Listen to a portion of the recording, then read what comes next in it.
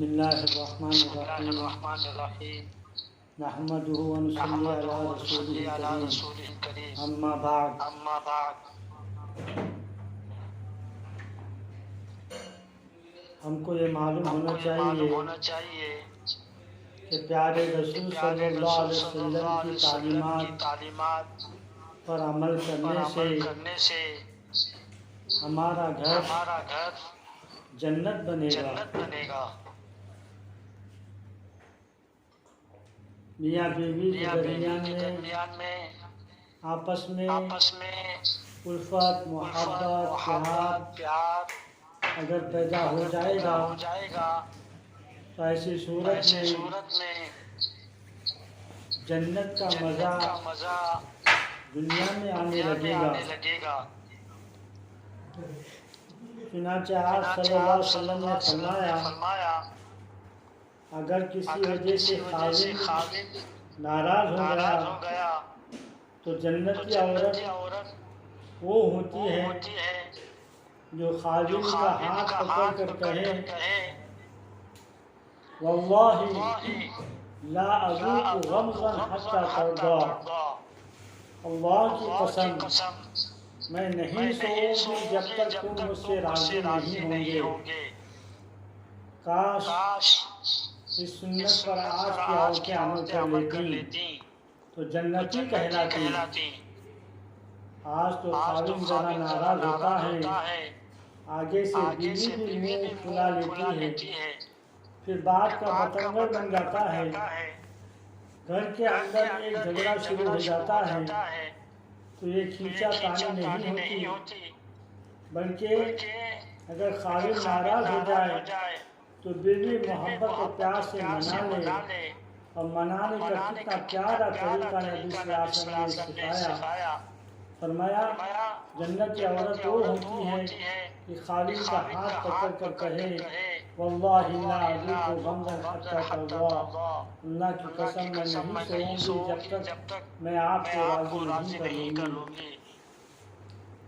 آپ صلی اللہ علیہ وسلم بعض معاملات میں اہل خانہ سے مشورہ بھی فرماتے تھے۔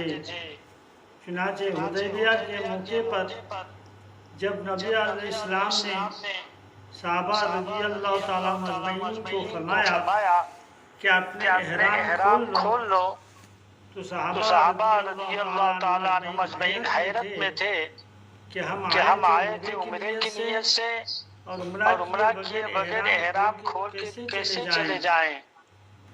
نبی صلی اللہ علیہ وسلم خیمہ میں تشریف لائے تو ام سلمہ رضی اللہ تعالیٰ نے پوچھا کہ اللہ کے حبیب صلی اللہ علیہ وسلم آپ حیران پریشان کیوں ہیں؟ آپ صلی اللہ علیہ وسلم نے صورتحال بتائی۔ انہوں نے کہا کہ یہ سب آپ کے عاشق صادق ہیں، اللہ کے حبیب صلی اللہ علیہ وسلم آپ جائیے اور اپنے جانور کو قربان کیجئے، کیونکہ یہ سب آپ کے عاشق صادق ہیں، لہذا جو آپ کریں گے وہی سب کریں گے۔ نبی صلی اللہ علیہ وسلم نے مشورہ قبول فرمایا اور باہر نکل کر جانور ذبح کیا۔ جب صحابہ رضی اللہ تعالیٰ اجمعین نے دیکھا تو انہوں نے بھی اپنے جانور ذبح کیے، احرام کھول لیے اور واپسی کے لیے تیار ہو گئے۔ نبی صلی اللہ علیہ وسلم نے فرمایا کہ اگر کوئی غلطی کوتاہی بھی ہو جائے تو خاوند کو چاہیے کہ مار پیٹ سے باز رہیں۔ آج کے زمانے میں بعض خاوند اس کے برخلاف اگر بیوی سے کچھ غلطی سرزد ہو جاتی ہے تو ان پر ہاتھ اٹھاتے ہیں، مار پیٹ سے کام لیتے ہیں۔ یہ غیر شرعی فعل ہے۔ حدیث مبارکہ میں ہے لا تضربوا اماء اللہ، اللہ کی بندیوں کو مارا نہ کرو، مارنا تو کوئی اچھی بات نہیں ہوتی۔ علماء نے لکھا ہے ان العدوان لا يحبه حتى الحيوان، اس دشمنی کو تو حیوان بھی پسند نہیں کرتے، انسان تو پھر انسان ہوتا ہے۔ نبی صلی اللہ علیہ وسلم نے فرمایا کہ تم میں سے کوئی اپنے غلام کے مانند اپنے بیوی کو مارے پھر دن کے آخر میں اس کے ساتھ اکٹھا بھی ہو، ایسا نہیں چاہیے. اس لیے حاکم نے روایت بیان کی ہے کہ نبی صلی اللہ علیہ وسلم نے پوری زندگی اپنے کسی بیوی کے اوپر ہاتھ نہیں اٹھایا. اگر بیوی نافرمانی کرتی ہے تو اللہ کے حبیب صلی اللہ علیہ وسلم نے سمجھایا کہ اللہ کہ اس سے اللہ ناراض ہوتے ہیں. فرمایا ایما امرأۃ اسد زوجہا فعلیہا لعنۃ اللہ والملائکۃ والناس اجمعین. جو عورت اپنے خاوند کو ناراض کر لیتی ہے تو اس پر اللہ کی لعنت ہوتی ہے اور فرشتوں کی لعنت ہوتی ہے اور تمام انسانوں کی لعنت ہوتی ہے. اب جس سمجھدار عورت کو یہ پتہ چل جائے کہ خاوند کی نافرمانی کرنے پر میرے اوپر اللہ کی ملائکہ کی اور سب انسانوں کی لعنت ہوگی، وہ کیسے نافرمانی کر سکتی ہے. آپ صلی اللہ علیہ وسلم نے فرمایا ایما امرأۃ خرجت من دارها بغیر اذن زوجها فہی فی سخط اللہ. جو عورت اپنے مرد کی اجازت کے بغیر اپنے گھر سے نکل جاتی ہے تو اللہ کے غصے میں ہوتی ہے. الا ان تضاحکہ وتسترضیہ، جب تک کہ خاوند کو خوش نہ کر دے اور اس کا خاوند مسکرا نہ پڑے. فرمایا بیوی خاوند کو ناراض کرتی ہے تو جنت میں حور عین کہتی ہے مہمان کو ناراض نہ کرو. یوشک ان یفارقک، ایسا ممکن ہے کہ یہ جلدی تم سے جدا ہو کے ہمارے پاس آ جائے. نبی صلی اللہ علیہ وسلم نے فرمایا 3 لوگوں کا عمل غیر مقبول ہوتا ہے. ایک جو غلام بھاگ جائے. نمبر 2 وہ بیوی جس کا خاوند اس سے ناراض ہو. نمبر 3 وہ شرابی جو شراب کے نشے میں مست ہو جائے. نبی صلی اللہ علیہ وسلم نے فرمایا کہ خاوند کو چاہیے کہ بیوی کے ساتھ درگزر کا معاملہ کرے.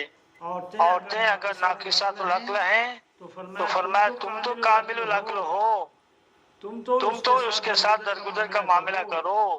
فرمایا عورتوں میں کوئی خیر نہیں، ان کے بغیر صبر بھی نہیں ہوتا. جو نرم ہوتا ہے اس پر غالب آ جاتی ہیں اور جو سخت طبیعت کا ہوتا ہے وہ ان کے اوپر غالب آتا ہے. نبی صلی اللہ علیہ وسلم نے فرمایا میں چاہتا ہوں کہ میں نرم مزاج رہوں اگرچہ مغلوب ہو جاؤں، اور میں نہیں چاہتا کہ سخت طبیعت کا بن کر غالب آ جاؤں. سبحان اللہ. اللہ کے نبی صلی اللہ علیہ وسلم نے کیا انوکھی بات سنائی کہ گھر کے اندر بندے کو کتنا رحیم و کریم ہونا چاہیے. اگر یاروں کا حلقہ ہو تو ریشم کی طرح نرم ہونا چاہیے. اللہ کے محبوب صلی اللہ علیہ وسلم نے بتلا دیا کہ گھر والوں کے ساتھ ریشم کی طرح نرم بن کر محبت و پیار سے رہنا چاہیے. چنانچہ اگر بیوی کسی خاوند کو تکلیف پہنچائے یا خاوند بیوی کو تکلیف پہنچائے تو نبی صلی اللہ علیہ وسلم نے فرمایا کہ تم اس پر صبر کرو گے تو اللہ تعالیٰ کی طرف سے اجر ملے گا. فرمایا ایما رجل صبر علی سوء خلق امرأته اعطاه الله الاجر علیہ مثل ما اعطى ایوب علی بلائه. اگر کوئی مرد اپنے بیوی کے برے اخلاق پر صبر کر لیتا ہے کہ بیوی چڑچڑے مزاج کی ہے یا زبان درازی کرتی ہے اور مرد اس کو برداشت کر لیتا ہے تو اللہ تعالیٰ اس کے خاوند کو ایسا اجر عطا فرماتے ہیں جس طرح ایوب علیہ السلام کو اللہ نے بیماری کے اوپر صبر کرنے کا اجر عطا فرمایا تھا. خاوند کو بیوی کی ناپسندیدہ بات پر صبر کرنے کے لیے اتنے بڑے اجر کا وعدہ فرمایا. اور ایک حدیث پاک میں فرمایا ایما امرأۃ صبرت علی سوء خلق زوجها اعطاہ اللہ من الاجر مثل ما اعطى عاصیۃ بنت مزاحم امرأۃ فرعون. جو بیوی اپنے خاوند کے برے اخلاق کے اوپر صبر کر لیتی ہے تو اللہ تعالیٰ اس کو اتنا صبر کا اجر عطا فرماتا ہے جو عاصیہ بنت مزاحم فرعون کی بیوی کو اجر عطا کیا تھا.